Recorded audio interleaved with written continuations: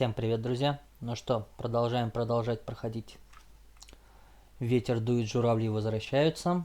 Созерцатель морей. Так, нам нужно к адепту наверх. Наверх.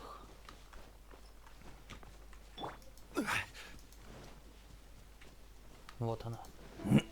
Извиняюсь. One trusts you have met Shen-He. So, are you getting along quite well? So far so good, yeah! So, you know Shen-He too, Cloud Retainer? Naturally. Save for Ganyu, who spends the majority of her time in Liyue Harbor. All the Adepti living today are acquainted with Shen-He to some degree. Понятно. Cool! So, what's her Adeptus name anyway? Да, тоже интересно. Calling her Shen-He feels kind of friendly, but also kind of disrespectful. So Paimon's thinking maybe it'd be better if we called her by her Adeptus name instead. Her Adeptus name? Why, pray tell, would Shen-He have an Adeptus name? Don't all Adepti have a special title they go by? On this latter point, you are correct. However, Shen-He is human. Ага, нормально.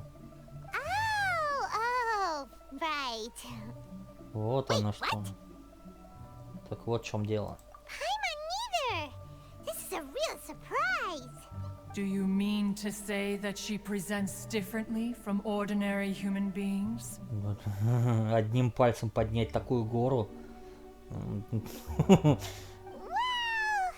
to start with, her problem-solving methods are extremely direct. Ah, yes. She was like this all those years ago when one first met her. In this, one first found Shen-He by chance in a cave. One was passing by and sensed the presence of a god's remains. Being of an ever-vigilant disposition, one entered immediately to inspect the scene. Inside was Shen-He, then aged around 6 years old. In her hand, she held a dagger with which she was confronting a monster that was the god's remains incarnate. Нифига себе фига. That sounds so dangerous. Я сам в шоке, Паймон. When one arrived, she had already been locked in confrontation with this monster for several days. Most mortal children are fragile, both physically and mentally, and are highly reliant on their parents for survival. But not so her. That she was able to endure such terrible danger was due not only to her strong willpower, but also to the bloodlust and homicidal instinct with which she was born. One dealt with the monster, yet she still refused to lower her guard. She even pointed her dagger in one's direction and remained ready to strike. Only after she was satisfied that one had no intention to cause her harm did she finally relent. She then passed out without uttering a single word. Обалдеть. In other words, if you hadn't passed by that day, Shen-He might have... Да. Кирдык. Not necessarily. Upon one's arrival, one could sense that the god's wrath was gradually receding. Even had the stalemate continued, one suspects that Shen-He may have still emerged the victor of the confrontation. Геракл прям какой-то. That's still so dangerous, though. Why was a tiny little kid battling against the wrath of a god in the first place? Alas, the mortal world is rife with suffering of every kind, and she had experienced her fair share of this, even at a tender age. Seeing that she was homeless, one decided to adopt her. Значит, наставница, о которой говорила Шаньхэ, это вы? Indeed, it is one to whom she refers. Shen-He has an extraordinary constitution, making her well adapted to practicing the Adepti arts. All the Adepti cherished her talents, and so we were willing to train her. However, her homicidal urges did not subside with age. Rather, they grew stronger day by day. Mooncarver once performed a divination for her. He declared that her fate is to bear the curse of calamity. Consumed by malevolent energy, she is prone to bring harm to those around her. Such is the magnitude of the danger this poses, that her soul must be bound with red ropes to keep her homicidal instinct at bay. Oof. Oof, oof, oof. Red ropes have indeed served to keep her calmer and more content. They also seem to have rendered her somewhat inexpressive. Perhaps the red ropes are so powerful that they have suppressed some of her other emotions as well. Блин, аж мурашки по коже. Бедная девчушка.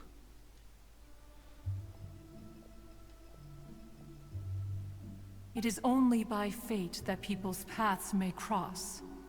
Now that Shenhe's path has crossed with yours, please be sure to treasure the gift that fate has given you, and take good care of her. Хорошо. Oh, now Paimon gets it. You came out here to check up on Shenhe because you were worried about her, didn't you? Ну, конечно. Huh. You dare draw such a facile conclusion on the nature of one's present excursion? Incorrect. The truth is that while Liyue Harbor may seem peaceful today, danger is always lurking in the shadows. Все равно говорит об опасности. Для нее то, что ей может угрожать опасность. Все равно она волнуется о ней. Как бы она этого не отрицала, мол, поверхностные, неповерхностные выводы. Но вывод есть вывод. Ningguang once made a bold assertion that this is to be the era of the contract between Liyue and the humans. Well, one is most curious to observe how she will respond to the coming storm. If she handles it admirably, one is willing to be a witness to her achievements. But if she does not, the Adepti shall not hesitate to seize control. Let us conclude our conversation here for today. One has occupied enough of your time, and night is approaching. Be sure to get ample rest. Хорошо. So, Shenhe isn't an Adeptus after all. She just grew up around the Adepti. Прям здесь дождаться или Oh, нет? no wonder she doesn't like being treated as an Adeptus. Having everyone falling over themselves to show their respect all the time must be kind of hard to deal with. Давайте прямо здесь дождемся того времени. С 8 до 12, да?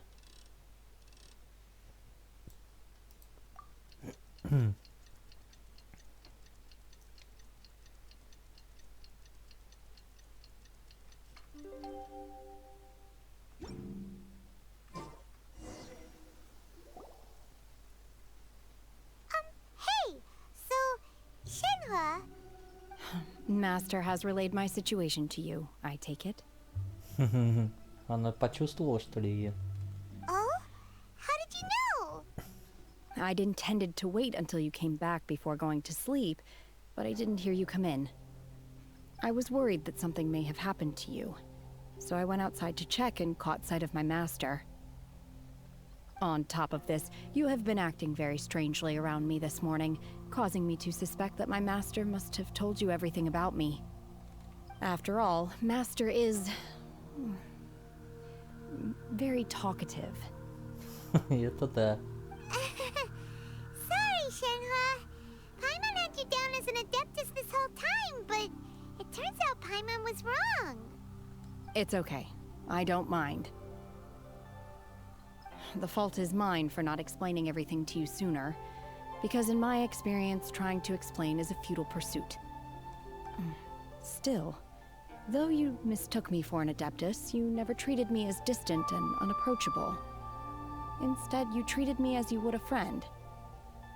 For this, I am very grateful indeed. Тебе спасибо, мы без тебя бы, ё-моё, эту глыбу бы не дотащили вообще. To be fair, we've met our fair share of real adepti too. Anyway, now it's settled. From now on, you're our friend. Whether you're an adeptus or a human isn't the important thing. First and foremost, we're just plain old friends. Got it. Although I don't know quite what it entails in terms of what I have to do, I must say I like the title friend very much indeed. Great!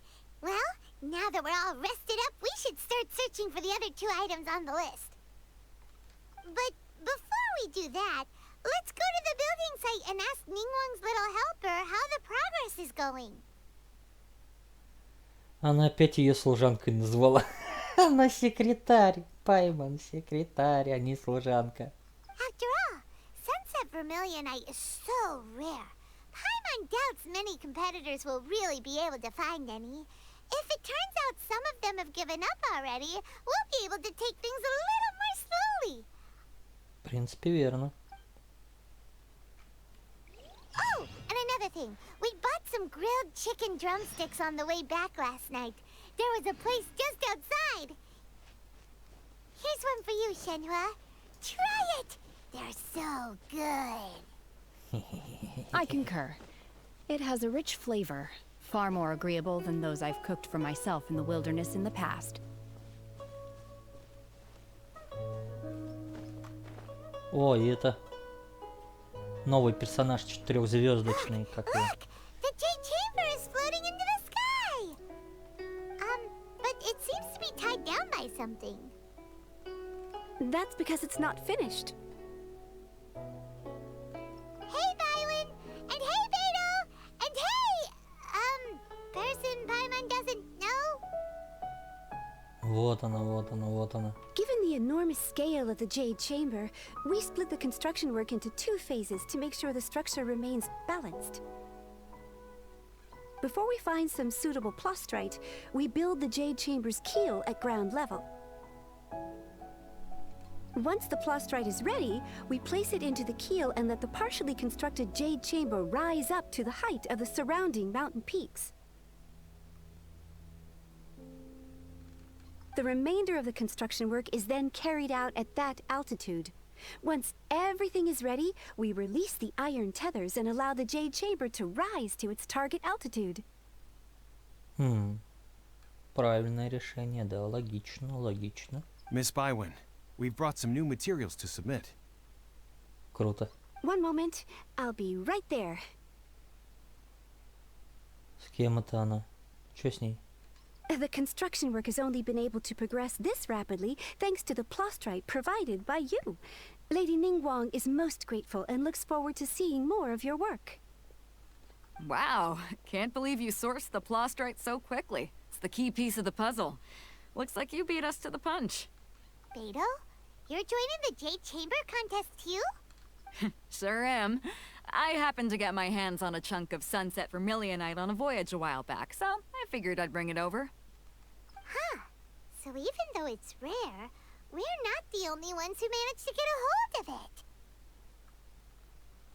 Oh, I've got some introductions to do. This is the renowned Miss Yun, or Yunjin, probably the most famous figure in the Liyue opera scene. Greetings. Привет. These two are Paimon and the Traveler, both good buddies of mine. And this is... sorry, not sure we've met. Shenhua. I am their friend. Good to meet ya. A friend of a friend is my friend too. Or, as I like to say, a mate of a crewmate is part of the crew. Miss Yun is also here for the contest. Turns out she needed to borrow a boat, so we came together. It's an honor to finally meet you both. I've heard much about you. Miss Shenhe, though we are only meeting for the first time, I have a feeling that we will get along very well indeed. To be honest with you all, I am in great need of this opportunity to ask Lady Ningguang a question. That's why I joined the contest. Thanks to my father's connections, I was able to acquire a specimen of the plaustrite required. Fortunately, it was approved for submission, despite being a little on the diminutive side. Wow. So it looks like the three of us are competitors now. Excuse me for prying, Miss Shenhe, but are you competing as well? No, I don't have any questions for Ningguang. I just wanted to help him win. In that case, I have a proposal to make. Но предлагай. Lady Ningguang said that the first 3 contestants to procure all 3 materials will be awarded the chance to ask a question. Well, there are 3 teams here. We can split the prize between us. Instead of competing against each other, we could work together to secure the top 3 places between us. What do you think? Sounds great, but how does that change things exactly? Ну да. I think I see where you're going with this, Miss Yoon. The plaustrite was the most difficult item to source by a long shot. Luckily, all 3 of us managed to get our hands on it. The 2 remaining items aren't quite so rare, so as long as one of us finds a way to source it, the other 2 can hop on the bandwagon. How'd I do? Is that what you had in mind? Precisely. Huh. Interesting approach. Okay then. All right, I'll go first. I have some leads on these wonder cores. From what I've heard, the core itself is really not that difficult to make. The hard part is getting hold of the ore used as raw materials. I'm gonna head back to the ship and ask Suling if he's heard of them. You guys... We will head into town and seek advice from Master Zhang of Hanfeng's Ironmongers. Thoughts? Пойдем. Мастерству старого Чжана можно доверять безоговорочно. Wonderful. We'll split into teams then, and whoever makes progress first brings all of us a step closer to victory. I'm gonna take off. See you later. Пока-пока, Бэйдоу. Okay, let's go! By the way, what question are you gonna ask Ningguang, Yunjin? I'm looking for a venue to host the performance of our new opera. Lady Ningguang has excellent judgment, so I would like to hear her opinion. Ooh, what's the opera called? Paimon wants to go see it. The opera is a labor of love by my father. He wrote it based on a popular urban legend about an evil spirit and an adeptus. It's called The Divine Damsel of Devastation. Красивое название. Что там у нас? Ага. Так, далеко? Понял. Извиняюсь, ребят.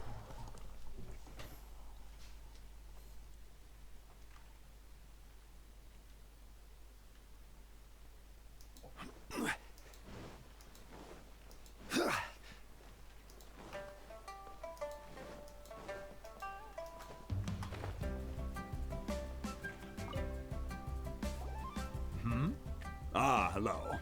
Are you here for something off the shelf, or do you need something forged? Excuse me, Master Zhang. We were wondering if you'd heard of something called a Wonder Core. Of course I have. Sorry, who's asking? My name is Yunjin. Perhaps you don't know me, but I believe that you forged some weaponry for my father in the past, for stage use. Yunjin? Stage use? Oh, so you must be Miss Yoon. Sorry, my brain's finally caught up. It's not used to doing much beyond bashing a hammer all day. Everyone's heard of you, Miss Yoon. Even folks who don't make it to the opera all that often. Like myself. So, you're here to ask about Wonder Cores, huh? As it happens, I do know how to make them. Matter of fact, I made some for Lady Ningguang back when she was building the original Jade Chamber. The types of ore needed to make Wonder Cores are a little hard to come by. Lady Ningguang supplied them herself last time. I don't suppose you've brought any yourselves? Не, нету. Ты нам скажи, что надо. No, we were gonna ask you what kinds of ore we need.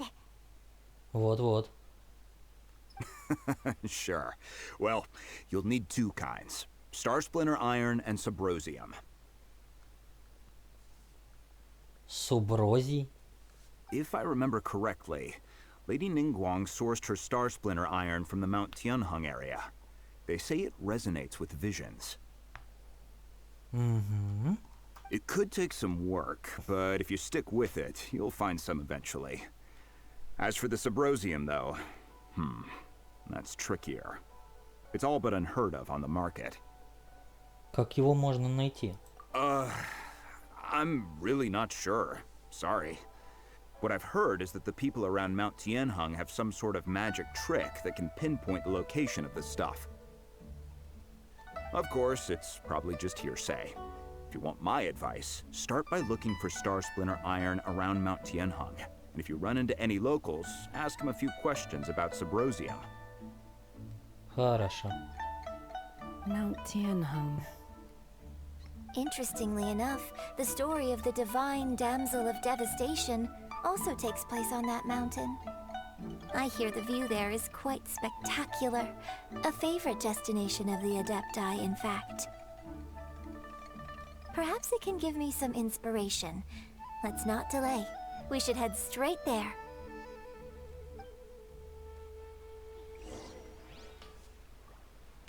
Так. Понял, сюда.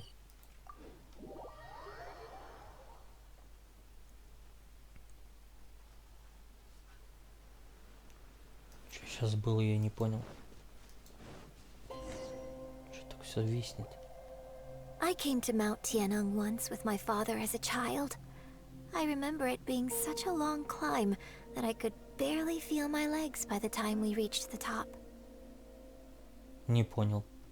Когда я был маленькой? Был маленькой? Или была маленькой? Ничего не понял. А, не чувствовала. Здесь, значит, в мужском роде, а здесь в женском.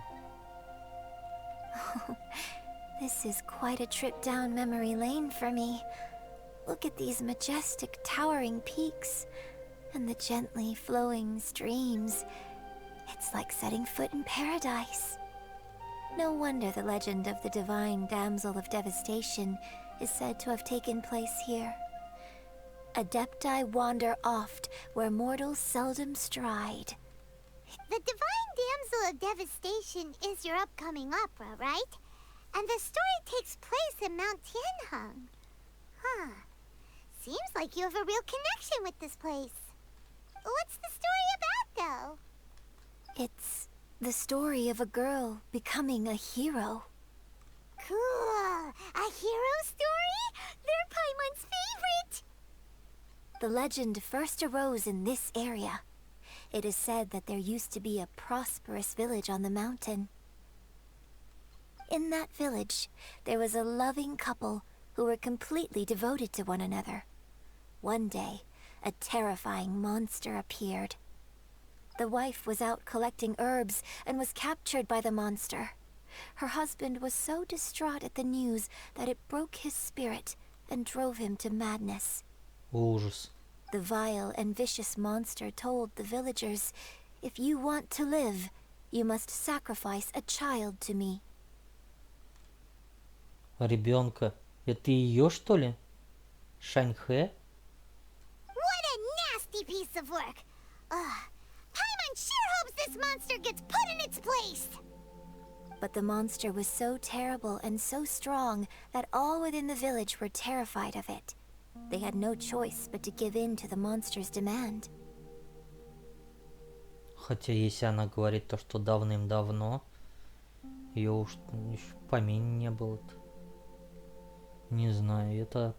Just while they were discussing whose child would be given over to the monster, a little girl suddenly stood up and came forward. Ну, история чем-то похожа на историю Шаньхэ, то, что она в пещере была и дралась там с монстром.